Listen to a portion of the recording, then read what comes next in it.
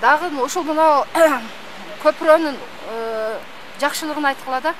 Ал көпүрө кура электен мурда бизде ошол Көкташта Разия деген бригад болгон.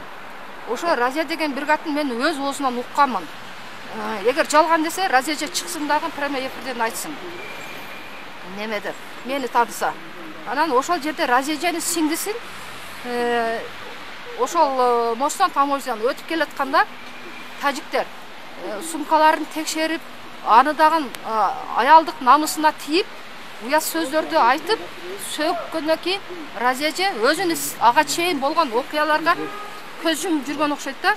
Өзүнүн бир тууган сиңдисинин намысына тийгенден кийин тажиктер ошол эже көкташтыктарды чогултуп барып, таможняны аңтарып салган.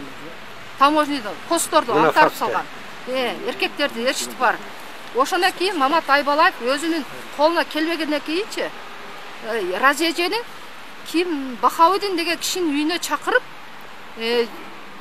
бүрүч берип, аш демдеп, бир торпок союп, сен туура ошолордун посуну аңтарып таштасын деп грамоталарды берген. Ошо Разияга дагы бир-эки аксакалдарга унутуп калдым.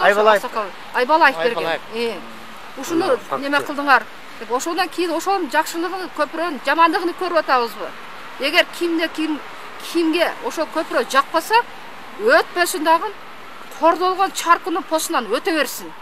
Бизге жагабы көпүрө, биз өтүп атабыз. Эки жактан келген кыргыз туугандарга айтат элем баткендик. Билбесеңер сүйлөбөгүлө. Бир адамдын жакшылыгын билиш керек. Көрбөсөңөр өзүңөр кийин Кудай алдында жооп бересиңер.